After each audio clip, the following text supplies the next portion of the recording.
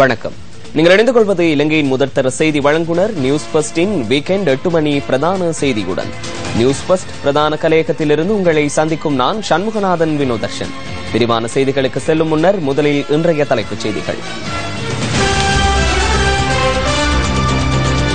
Dengue காய்ச்சலால் பீடிக்கப்பட்டவர்களின் எண்ணிக்கை அதிகரிப்பு. சிரசு ஜோன் கீழ் சர்வதேச வெசாக் வலயத்திற்கு புனித சின்னங்களை எடுத்து வரும் ஊர்வலங்கள் ஆரம்பம். அக்கரப்பத்தனை ஊட்டுவள்ளி தோட்ட தொழிலாளர்கள் வேலை நிறுத்தம்.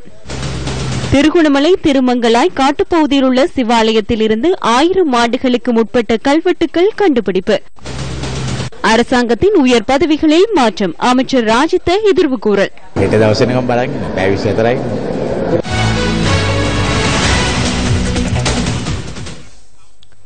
தொடர்பான உள்நாட்டுச் செய்திகள்.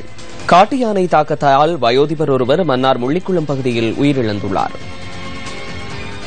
முசலி பிரதேச செயலாளர் பிரிவிற்குட்பட்டு முள்ளிக்குளம் பிரதேசத்தை அண்மித்துள்ள மலங்காடு கிராமத்திலேயே இந்த சம்பவம் இடம்பெற்றுள்ளது. நேற்று மாலை 5:30 அளவில் இந்த சம்பவம் இடம்பெற்றுள்ளது. அரிசி ஆலைக்கு சென்று வீடு திரும்பும் வழியில் 64 வயதான ஒருவரையே யானை தாக்கியுள்ளது. உயிரிழந்தவரின் சடலம் மன்னார் பொது வைத்தியசாலைக்கு கொண்டு செல்லப்பட்டிருந்தது. திருகோணமலையில் திருமங்கலாய் காட்டுப்பகுதியில் உள்ள அழிவடைந்த சிவாலயத்தில் இருந்து 1000 ஆண்டுகளுக்கு முற்பட்ட கல்வெட்டுகள் கண்டுபிடிக்கப்பட்டுள்ளன. திருகோணமலை கிளிவட்டி பிரதேசத்தில் பிரதான வீதியிலிருந்து சுமார் 8 கிலோமீட்டர் தொலைவில் உள்ள லிங்கபுரம் என்ற காட்டு பிரதேசத்தில் இந்த ஆலயம் அமைந்துள்ளது. செறிவான தமிழ் குடியிருப்புகளை கொண்ட இந்த பிரதேசத்திலிருந்து 1964 பின்னர் மக்கள் படிப்படியாக வேறு இடங்களுக்கு சென்று குடியேறியதால் சுமார் 7 மைல் சுற்றுவட்டம் தற்போது பெருங்காடாகவே காணப்படுகின்றது. திருகோணமலையில் திருமங்கலாய் சிவன் ஆலயத்தில் தொல்லியல் பேராசிரியர் ப. புஷ்பரட்னம் தலைமையிலான ஆய்வுக்குழுவினர் அண்மையில் நடத்திய ஆய்வுகளின் போது இந்த கல்வெட்டுகள் கண்டுபிடிக்கப்பட்டுள்ளன. இக்கல்வெட்டுக்கள் மண்ணுக்கு வெளியே காணப்பட்டதனால் அவற்றின் சில எழுத்துக்கள் சிதைவுண்டு காணப்படுகின்றது. ஆயினும் அக்கல்வெட்டுக்கள் அந்தையும் நாங்கள் மிக அவதானமாக மைப்பிரதி எடுத்து ஆவணப்படுத்தி இருக்கின்றோம். அவற்றின் எழுத்துக்கள் சில தெளிவற்றிருப்பதனால் அவற்றின் வரலாற்றை முழுமையாக வாசிப்பதற்கு இப்பொழுது ஆரம்பித்திருக்கின்றோம். இங்கே கிடைக்கப்பெற்ற கல்வெட்டுக்களும் இங்கே கண்டுபிடிக்கப்பட்ட ஆலயத்தின் அழிபாடுகளும் தமிழ் மக்களுடைய வரலாறு பண்பாடு பற்றிய ஆய்வில் ஒரு முக்கிய மாற்றத்தை கொண்டு வரும் என நினைக்கின்றேன். மனித விழுமியங்களுக்கான நடைபவனி அக்கரைப்பற்றில் இன்று நடைபெற்றது. சத்யசாயி சர்வதேச நிறுவனத்தின் இலங்கை கிழக்கு பிராந்தியத்திற்கான இணைப்புக் குழு இந்த நடைபவனியை ஏற்பாடு செய்திருந்தது. அக்கரைப்பற்று ஸ்ரீ ராமகிருஷ்ண தேசிய பாடசாலையிலிருந்து மனித விழுமியங்களுக்கான நடைபவனி ஆரம்பமானது. அம்பாறை வீதியூடாக மணிக்கூட்டு கோபுர சுற்றுவட்டத்தை அடைந்து மீண்டும் சாகாமம் வீதியூடாக ஸ்ரீ ராமகிருஷ்ண தேசிய பாடசாலையை சென்றடைந்தது. பின்னர் ஒற்றுமையை வலுப்படுத்தும் ஒன்று கூடலும் பல்வேறு நிகழ்வுகளும் நடைபெற்றன. இன்று இந்த நாட்டிலே இனவாதத்தை தூண்டுகின்ற செயற்பாடுகளையும் மதவாதத்தை தூண்டுகின்ற செயற்பாடுகளும் தான் கூடுதலாக இருக்கின்றது. நாங்கள் அன்பினாலே ஒன்றிணைக்கப்பட்டிருப்போமானால் கடந்த காலத்திலே ஏற்பட்ட யுத்தத்தினாலே பலதரப்பட்ட உயிர்களை இழந்திருக்க வேண்டிய அவசியம் வந்திருக்காது. இந்த சரியான விதத்திலே இந்த மத விழுமியங்கள் கடைபிடிக்கப்பட்டிருக்குமானால் இந்த 30 வருட கால யுத்தத்தினாலே தமிழர்கள், சிங்களவர்கள், முஸ்லிம்கள் என்று பலதரப்பட்ட உயிர்கள் காவு கொள்ளப்பட்டிருக்க முடியாது. இந்த அனைத்து பெருமதிமிக்க மனித உயிர்களும் பாதுகாக்கப்பட்டிருக்கும். இந்த நாட்டிலே நடைபெற்ற யுத்தங்களோ அல்லது சர்வதேசத்திலே நடைபெறுகின்ற யுத்தங்களோ அல்லது பிரிவினைகளோ கசப்புணர்வுகளோ இந்த விழுமியங்களை சரியாக கடைபிடிக்க பிடிக்காததுதான் காரணம் என்று நான் கூறுகின்றேன். கடந்த மார்ச் மாதம் நடைபெற்ற நிகழ்வொன்றில் கலந்து கொண்ட பாராளுமன்ற உறுப்பினர் கோடீஸ்வரன் இவ்வாறு கருத்து வெளியிட்டிருந்தார். கரிசெம்பி அவர்கள் பகிரங்கமாக என்ன விமர்சித்திருக்கிறார். அவருக்கு இருக்கிற ஒரே ஒரு அரசியல் இந்த கவிந்திரன் கோடீஸ்வரன் தான். நாங்கள் அவர்களை பற்றி நாங்கள் பார்க்க வேண்டிய அவசியம் இல்லை. இது கரிஸ்வரன் எல்லாம் இல்லடி எவம் வந்தாலும் உங்களுக்கு அதை பற்றி இந்த படங்காட்டு நிறைந்த சலசலப்புகள் அஞ்ச போறல்ல. நான் மற்றாக்கள் மாதிரி அடிமைப்பட்டு அற்ப சொற்ப ஆசைகளுக்கு அடிமைப்பட்டு போறாள் நான் இல்லை. இன்றைக்கு நான் நினைச்சிருக்கேன் எத்தனை கோடிக்கணக்கில் ஆசை வாங்கி போட்டு நானும் சத்தம் போடாம கையை கட்டி அவங்க சார்பாக சில விடயங்களை கழிச்சிருக்கேன். கதைக்க மாட்டேன். நான் ரெண்ட ரத்தம் தமிழர் அறப்போர் அரியநாயத்தாரில் இருந்து வந்த ரத்தம் தமிழுக்காக. தேசிய வைத்தியசாலை, IDH வைத்தியசாலை, ஸ்ரீ ஜவர்தனபுர பொது வைத்தியசாலை, கழுபவில போதனா வைத்தியசாலை உள்ளிட்ட பிரதான வைத்தியசாலைகளில் தங்கியிருந்து சிகிச்சை பெறும் டெங்கு நோயாளர்களின் எண்ணிக்கை அதிகரித்துள்ளது. இந்த வருடத்தில் டெங்கு காய்ச்சலால் பீடிக்கப்பட்ட 90 பேர் உயிரிழந்துள்ளதுடன் 40,000க்கும் அதிகமானவர்கள் சிகிச்சை பெற்றுள்ளதாக சுகாதார அமைச்சர் தெரிவித்துள்ளது. இதேவேளை டெங்கு காய்ச்சலால் மற்றொரு குழந்தை தாயின் அரவணைப்பை இழக்க நேரிட்டுள்ளது.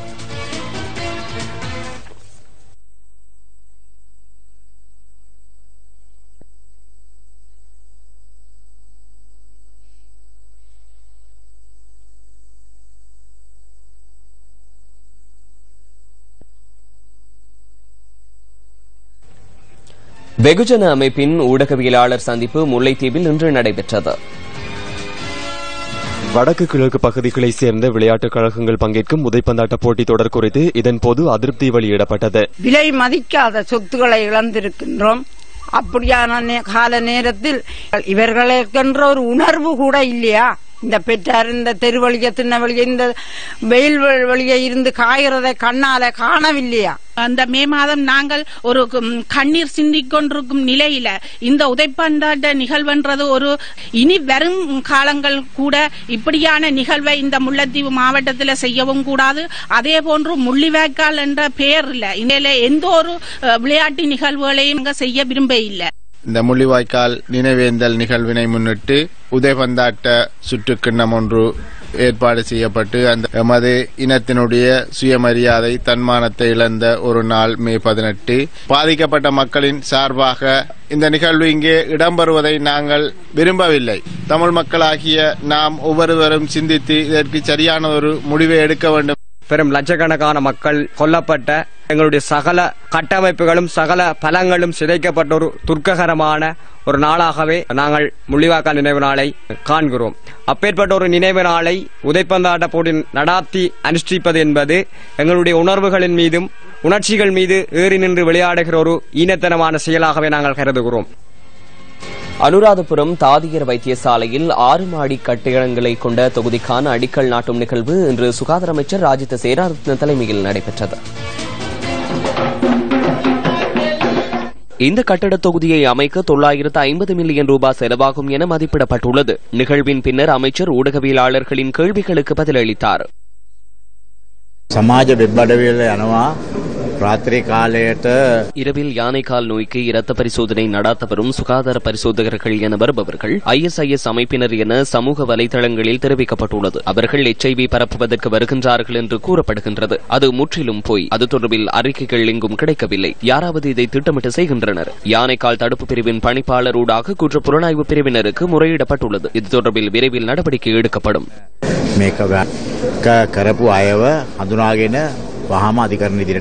நீங்கள் இலங்கையில் மருத்துவ தேவைகளை நிறைவேற்றிக் கொள்ளாது வெளிநாடு சென்று மருத்துவ தேவைகளை நிவர்த்தி செய்து கொண்டதாக பேஸ்புக்கில் குற்றச்சாட்டு முன்வைக்கப்பட்டுள்ளது. எனக்கு சத்திர சிகிச்சை செய்தவரிடமே செல்ல வேண்டும். சத்திர சிகிச்சைக்கு பின்னர் எனது உடல்நிலை குறித்து அவரிடமே கேட்க வேண்டும். மருந்து வாங்க செல்லவில்லை. ஜோன் செனவிரத்ன உங்களை அமைச்சரவையிலிருந்து அகற்ற வேண்டும் என பகிரங்கமாகவே கூறியுள்ளார். அவர் எவ்வாறு செய்வார்? இந்த அரசை கொண்டு வந்தவர்கள் நாங்கள். இந்த அரசியல் வந்தமர்ந்தவரை அவர். இரு கால்களையும் 2 பக்கத்தில் வைத்துக் கொண்டு நாம் அரசியல் செய்யவில்லை.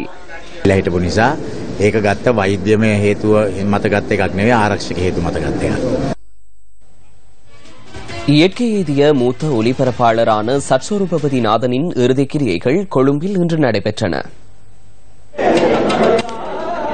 இலங்கையின் மூத்த ஒலிபரப்பாளரான சட்சுரூபவதி நாதன் தனது 81வது வயதில் கடந்த 4ஆம் திகதி நீர்கொழும்பில் காலமானார்.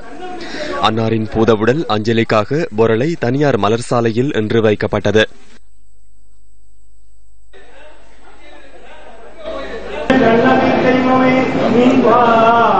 கலைஞர்கள், ஊடகவியலாளர்கள் என பலரும் அன்னாரின் பூதவுடலுக்கு அஞ்சலி செலுத்தினர். இறுதி கிரியைகளை அடுத்து அன்னாரின் பூதவுடல் பொரளை மயானத்தில் தகனம் செய்யப்பட்டது.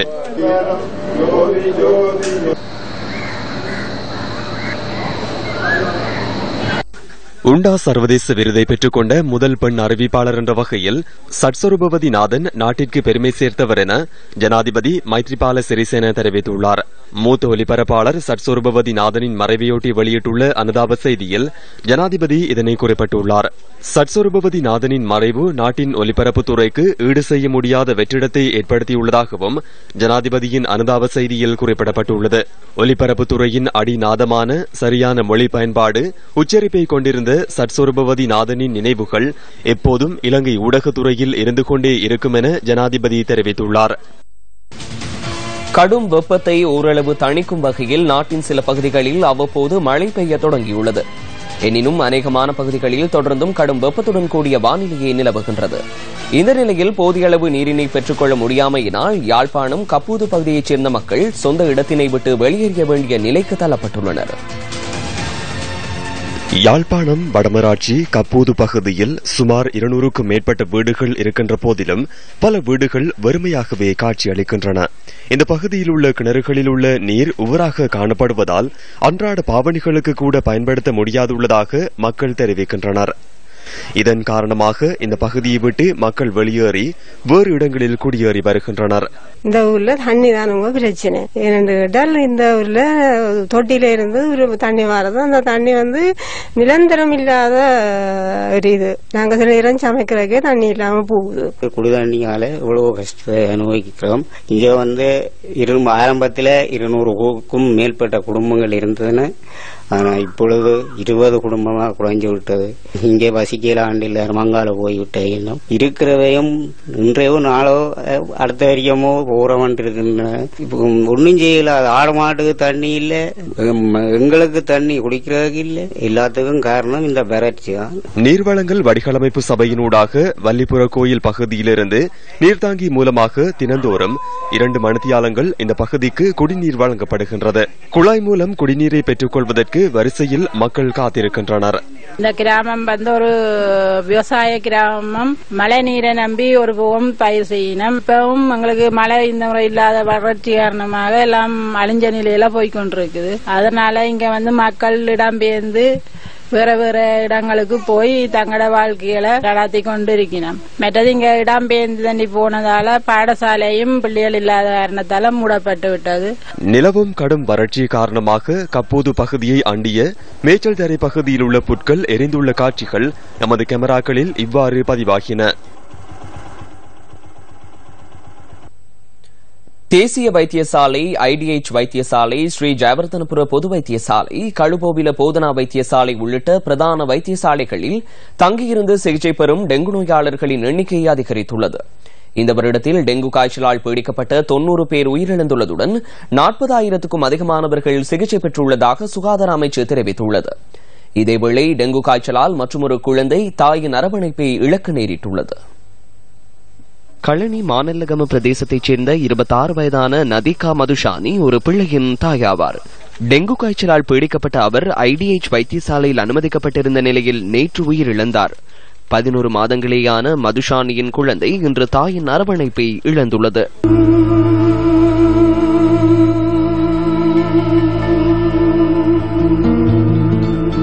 கடந்த 5 மாத காலப்பகுதியில் கொழும்பு மாவட்டத்தில் 9,278 டெங்கு நோயாளர்கள் பதிவாகியுள்ளனர்.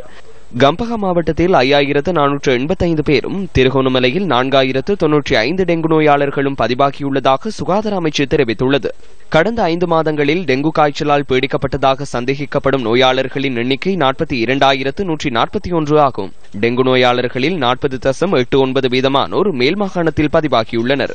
கொழும்பு IDH வைத்தியசாலையில் மாத்திரம் 250 டெங்கு நோயாளர்கள் சிகிச்சை பெறுகின்றனர். ஸ்ரீ ஜெயவர்தனபுர பொது வைத்தியசாலையில் 150 டெங்கு நோயாளர்கள் சிகிச்சை பெறுவதுடன் கழுபோவில போதனா வைத்தியசாலையில் 140க்கும் அதிகமான டெங்கு நோயாளர்கள் சிகிச்சை பெறுகின்றனர். இதேவேளை கொழும்பு தேசிய வைத்தியசாலையில் டெங்கு காய்ச்சலால் பீடிக்கப்பட்டவர்கள் என சந்தேகிக்கப்படும் 90க்கும் மேற்பட்ட நோயாளர்கள் சிகிச்சை பெறுவதாக வைத்தியசாலையின் பிரதி பணிப்பாளர் டாக்டர் சிரில் டி சில்வா தெரிவித்துள்ளார். மேலும் டெங்கு காய்ச்சலால் பீடிக்கப்பட்டவர்கள் என்ற சந்தேகத்தில் நாளொன்றுக்கு 20 பேர் வைத்தியசாலையில் சிகிச்சைக்காக அனுமதிக்கப்படுவதாகவும் அவர் கூறியுள்ளார். வருடத்தின் இதுவரையான காலப்பகுதிக்குள் 70 தொடக்கம் 80 பேர் டெங்கு காய்ச்சலால் உயிரிழந்துள்ளனர். எனினும் அந்த எண்ணிக்கை உறுதிப்படுத்தப்படவில்லை.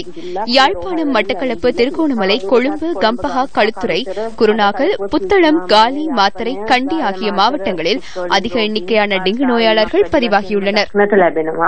டெங்கு நோயாளர்களின் எண்ணிக்கை எதிர்வரும் நாட்களில் அதிகரிக்கக்கூடும் என பிரதி சுகாதார சேவைகள் பணிப்பாளர் நாயகம் டாக்டர் அனில் ஜாசிங்க தெரிவித்தார். கடந்த வருடத்துடன் ஒப்பிடுகையில் இந்த வருடம் டெங்கு நோயாளர்களின் எண்ணிக்கை அதிகரித்துள்ளது. ஒவ்வொரு வருடமும் ஜூன் மாதம் டெங்கு நோயாளர்களின் எண்ணிக்கை அதிகரிக்கும். அடுத்த மாதம் அளவில் எந்த நிலை ஏற்பட போகின்றது என்பது தொடர்பிலேயே கவனம் செலுத்துகின்றோம். டெங்கு நோய் அதிகரித்துள்ள நிலையில்தான் பணி பகிஷ்கரிப்பில் ஈடுபடுகின்றனர். இந்த பிரச்சனையை பேச்சுவார்த்தையூடாக தீர்த்துக் கொள்ள முடியும். ஆயினும் இவற்றை அரசியலாக்கி முன்னெடுக்கின்றனர். சீன துறைமுகத்தை நிறுத்தி, இந்திய எண்ணெய் தாங்கி வேலை திட்டத்தை நிறுத்தி, சைட்டத்தை மூடியுடன் இலங்கைக்கு முதலீட்டாளர்கள் வரமாட்டார்கள் என்பதுதான் ஒன்றிணைந்த எதிர்க்கட்சியின் எதிர்பார்ப்பு. இந்த எதிர்பார்ப்பை பூர்த்தி செய்வதற்கே பலரும் செயற்படுகின்றனர். அக்கரப்பத்தனை ஊட்டுவள்ளி தோட்ட தொழிலாளர்கள் இன்று அடையாள வேலை நிறுத்தத்தில் ஈடுபட்டிருந்தனர். ஊட்டுவள்ளி தோட்டத்தின் 6 பிரிவுகளைச் சேர்ந்த தொழிலாளர்களால் இன்று காலை 9 மணி முதல் பிற்பகல் 1 மணி வரை இந்த அடையாள வேலை நிறுத்தம் மேற்கொள்ளப்பட்டது. ஊட்டுவள்ளி தோட்டத்தின் உட்லெக், பச்சபங்களா, நல்லத்தண்ணி, சின்னத்தோட்டம், பிரேமூர் ஆகிய பிரிவுகளைச் சேர்ந்த தொழிலாளர்கள் தோட்ட நிர்வாகத்தின் சில நடவடிக்கைகளுக்கு எதிராக இந்த வேலை நிறுத்தத்தை மேற்கொண்டிருந்தனர். தாம் பறிக்கும் கொழுந்தின் நிறையில் மோசடி இடம்பெறுவதாக தொழிலாளர்கள் சுட்டிக்காட்டியுள்ளனர். அண்டர்ல வச்ச ஒரு ராத்தை வெட்டுறாங்க, மலையில டெராஸ்ல ஒரு ராத்தை வெட்டுறாங்க, பேக்ல நிறத்தால ஒரு ராத்தை வெட்டுறாங்க, கேட்டர் ஸ்டோர்ல லொஸ் போகுதுன்னு சொல்றாங்க. நாங்க எவ்வளவு கொழுந்து எடுத்தாலும் இங்க ஸ்டோர்ல லொஸ் தான் சொல்றாங்க. எடுக்கிற கொழுந்துக்கு ஒழுங்கான ராத்தை வந்து சேர மாட்டேங்குது. நேற்று நாங்க கொழுந்து எடுக்க போன காலையில கொழுந்தெடுக்க போயிட்டு ஐயா 5 கிலோ வெட்டினாரு ஒரு நேரத்துக்கு. தட்டுக்கு 3 கிலோ, மொத்தம் 8 கிலோ வெட்டினாரு. நான் கேட்டேன், ஏன் 8 கிலோ வெட்டுறீங்க? அவர் சொன்னாரு, கொழுந்து சரியில்லாதனால துரை வெட்ட சொன்னாரு அப்படின்னு. இன்னைக்கு காலைல வந்தா இன்னைக்கு ஸ்டோர்ல வளம போல வேலை செஞ்சதை இல்ல, இப்படி வளம போல வேலை செய்யாங்க, புதுசா தான் இனிமே வேலை செய்யணும் அப்படின்னு சொல்லி துரை சொல்றாரு. என்ன நினைக்கிறேன், இந்த ஃபேக்டரி பிரச்சனை, மேல ட்ரொப்ல ஏறி கட்டக்கூடாது, ட்ரொப்ல இனிமே இப்படி வேலை செய்யலாது அப்படிலாம் புது சட்டங்களை வைக்கிறாரு. இது தவிர தோட்டத்திற்கான ஆம்புலன்ஸ் வாகனம் பல வருடங்களாக திருத்தப்படாமல் பழுதடைந்த நிலையில் இருப்பதால் தொழிலாளர்களை ஏற்றிச் செல்ல முடியாமல் உள்ளதாகவும் தொழிலாளர்கள் முறையிடுகின்றனர். தோட்ட தொழிலாளர்களின் பிரதிநிதிகள் தோட்ட நிர்வாகத்துடன் நடத்திய பேச்சுவார்த்தையை அடுத்து வேலை நிறுத்தத்தை கைவிடுவதற்கு இணக்கம் காணப்பட்டதாக எமது பிராந்திய செய்தியாளர் கூறினார். சக்தியின் தேடல் அடுத்து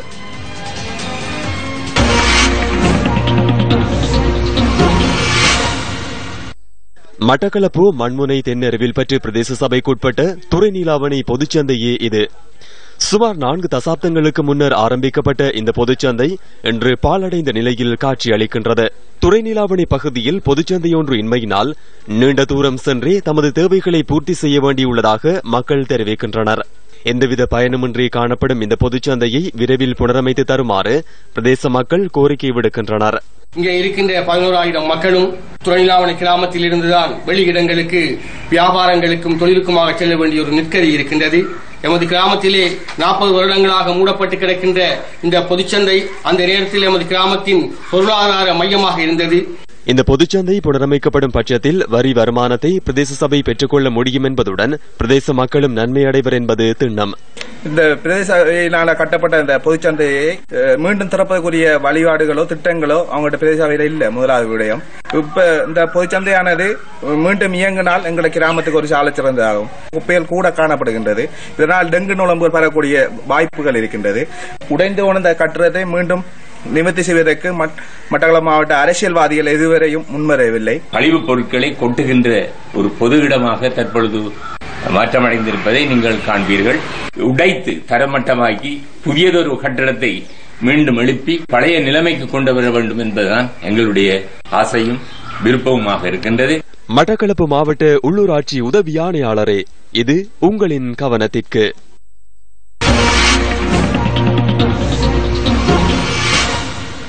பாடசாலைகளுக்கு பிள்ளைகளை சேர்த்துக் கொள்ளும் நடைமுறையில் திருத்தம் மேற்கொள்ள எண்ணியுள்ளதாக கல்வி அமைச்சர் அகிலவிராஜ் காரியவசம் தெரிவித்துள்ளார். குருநாகலையில் இன்று நடைபெற்ற வைபவத்தில் கலந்து கொண்டிருந்த போதே அமைச்சர் இதனை கூறினார். ஜப்பானின் கொச்ரிவு கராத்தே சங்கம் 10வது தடவையாகவும் ஏற்பாடு செய்திருந்த கராத்தே தொடரின் ஆரம்ப நிகழ்வு அமைச்சர் அகிலவிராஜ் காரியவசம் தலைமையில் நடைபெற்றது.